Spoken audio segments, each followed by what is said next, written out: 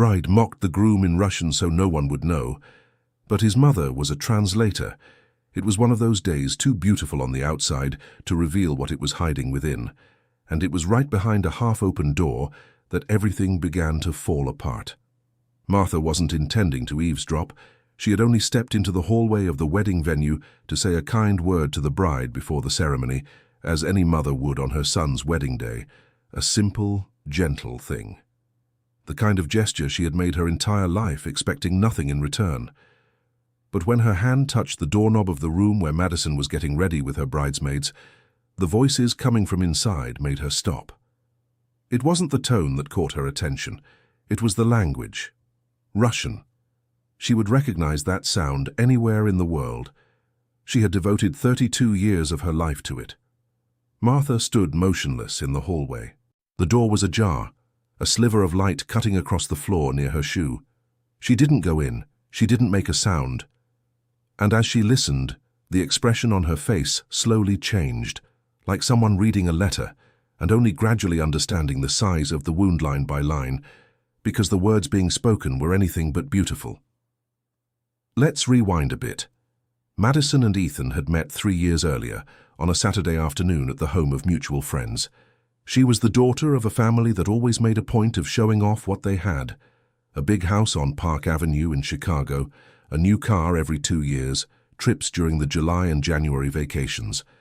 He had grown up in Asheville with his mother and 2 brothers, learning from an early age that things had to be earned with hard work and patience. When the 2 of them met that Saturday afternoon, Ethan felt awkward. Madison was pretty, talkative, had a laugh that filled any room. He fell in love quickly, in the honest way he did everything. She was slower, or at least that's how it seemed at the time. Martha had seen it all up close from the beginning, with those mother's eyes that notice what people in love can't see. But she had stayed quiet. Ethan was a grown man, accomplished, happy in a way she hadn't seen in him for a good while.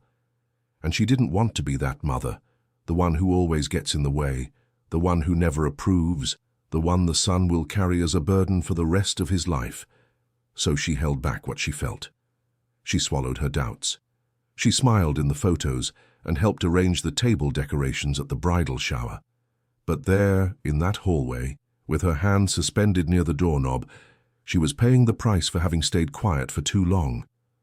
Madison was talking to the 2 bridesmaids, Ashley and Heather, longtime friends, dark-haired and giggly like her, in simple sand-colored dresses, and the 3 of them were laughing.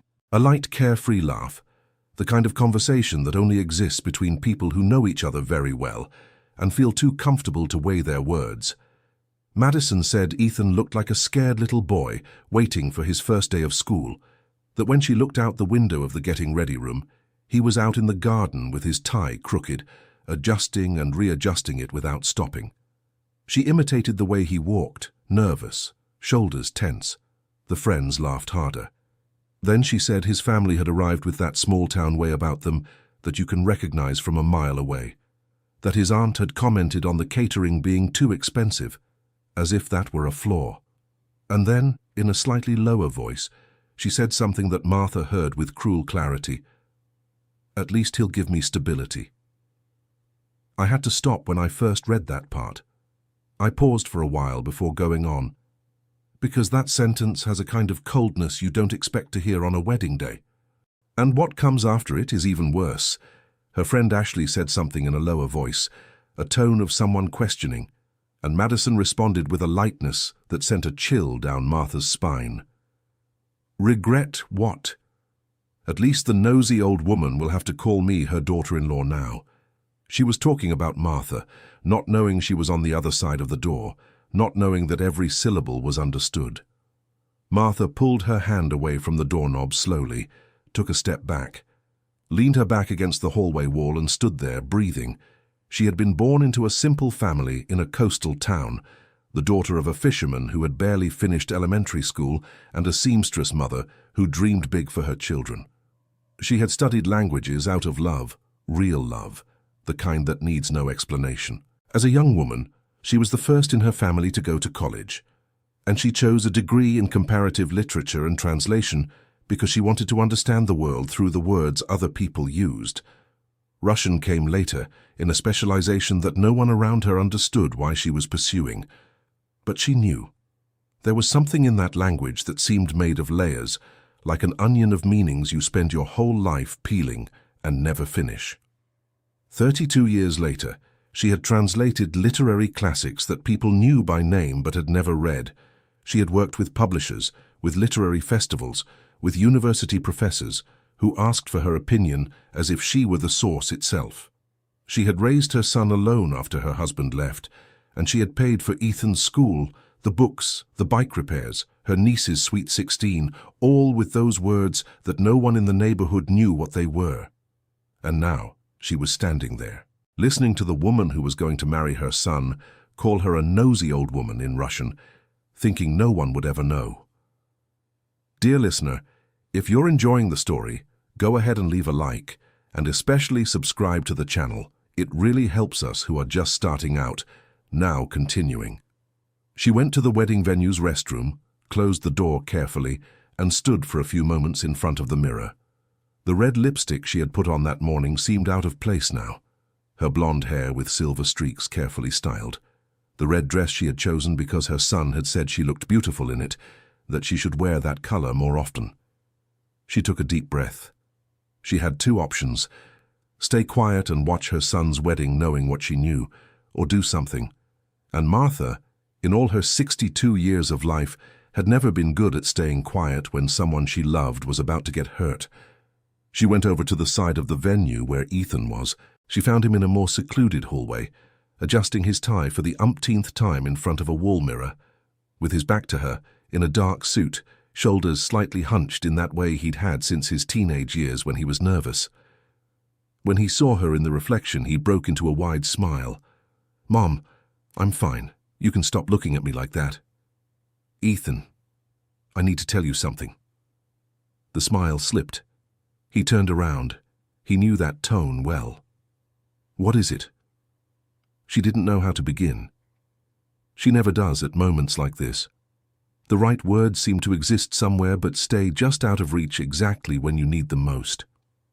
"For years now, I've looked at you and Madison and felt something I can't quite name.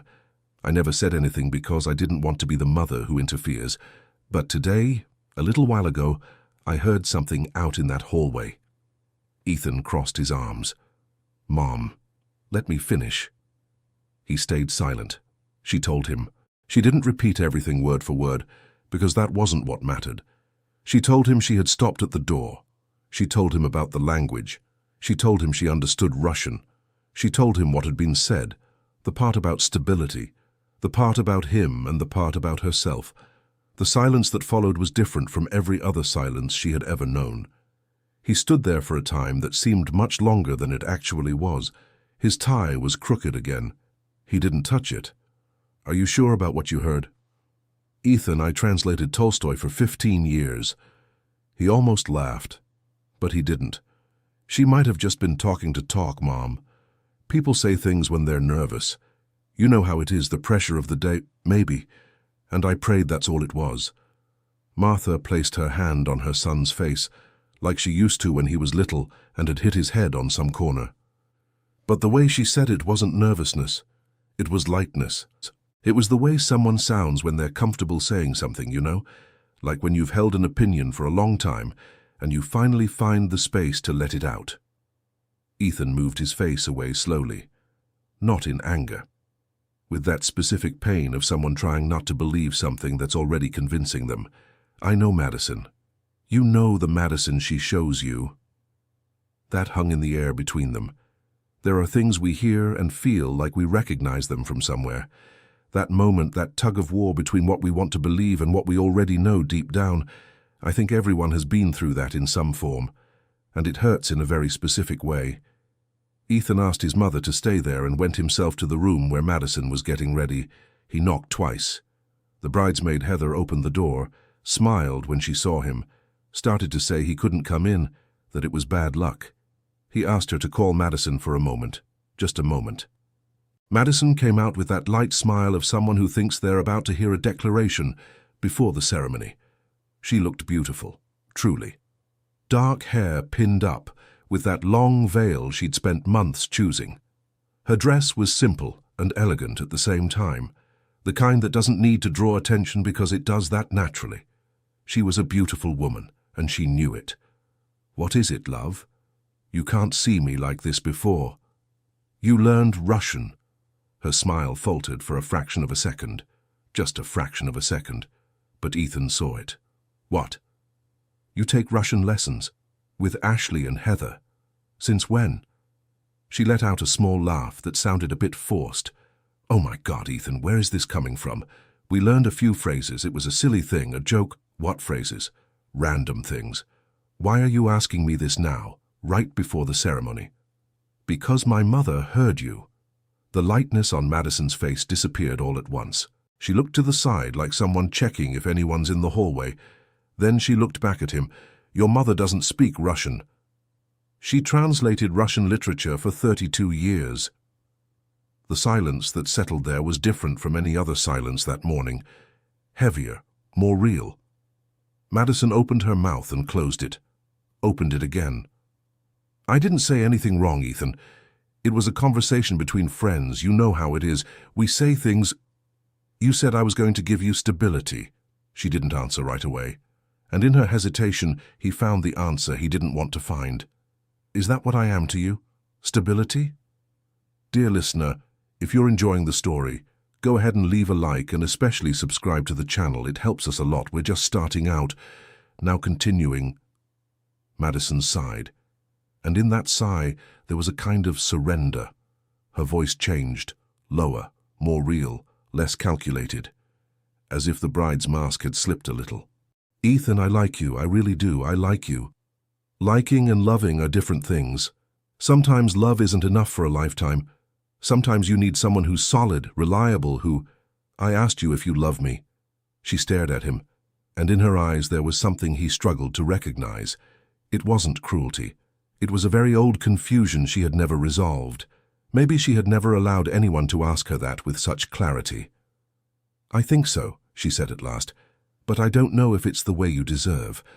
Sometimes honesty arrives at a moment when the world around us is all arranged so we don't have to be honest. The venue is decorated, the guests are seated, the priest is waiting, and even so it arrived.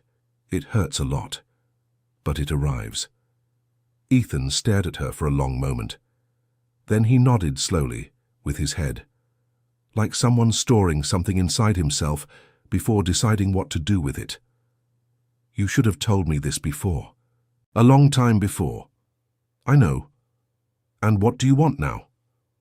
Madison looked down, at the dress, at her own hands, at the veil that Heather had fixed with such care that morning.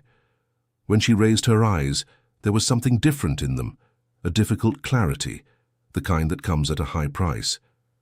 "I think I don't know what I want, and marrying without knowing that isn't fair to you." Ethan stood there for a while longer. Then he took off his tie slowly, that tie he had adjusted about 10 times since he woke up, and folded it carefully, placed it in his jacket pocket. "Then we're not getting married today." It wasn't a question. It was a decision. Calm, firm, the way he made decisions when he was sure of what he was doing. Madison said nothing, but her eyes filled with water, and it was impossible to know if it was relief or regret, or both living in the same place at the same time. The wedding coordinator was called in a low voice. The closest family was informed carefully. There was no scene. There was no shouting in the venue. Just the news spreading slowly among the tables like a stone sinking in the water, without noise but changing everything around. Martha sat on a chair in the outer hallway through all of it, hands in her lap and eyes closed. She didn't know if she had done the right thing. That doubt, she suspected, would take a while to go away. When Ethan appeared, he came walking slowly, without the tie, his expression tired but whole. He sat down next to her. He didn't say anything for a full minute. Then he put his head on his mother's shoulder, like when he was a child, and had taken a fall and would go to her without needing to explain anything. She placed her hand in his hair and stayed like that. "Do you think I'm going to be okay?" he asked. "I think so," she said. "Not today, but you will." They stayed there for a while in that empty hallway while the venue on the other side was full of confused voices, and the sun outside remained indifferent, beautiful, as if nothing had happened. Madison left with her friends without much ceremony, the veil carefully removed by Ashley before she left. In the following weeks, she called Ethan a few times. He answered. They talked for real, maybe for the first time, without the pressure of any planning behind them. She said she needed to understand certain things inside herself before asking anything of anyone. He said he understood, and he really did. A few months later, by different paths and for her own reasons, Madison started therapy. There was a lot she needed to look at with more honesty, choices made out of fear, relationships built on calculations she had never admitted to herself. It was a long road, but it was hers. Ethan, for his part, discovered that day something he didn't expect to find, that he was capable of hearing something that destroyed an entire plan and not be destroyed along with it, that there was a difference between the life we imagine and the life that is good for us, that this difference sometimes is worth more than any ceremony. As for Martha, she went home that night with the red dress and the lipstick slightly faded. She warmed up the leftover soup from the previous day, sat at the kitchen table and spent a while looking out the window.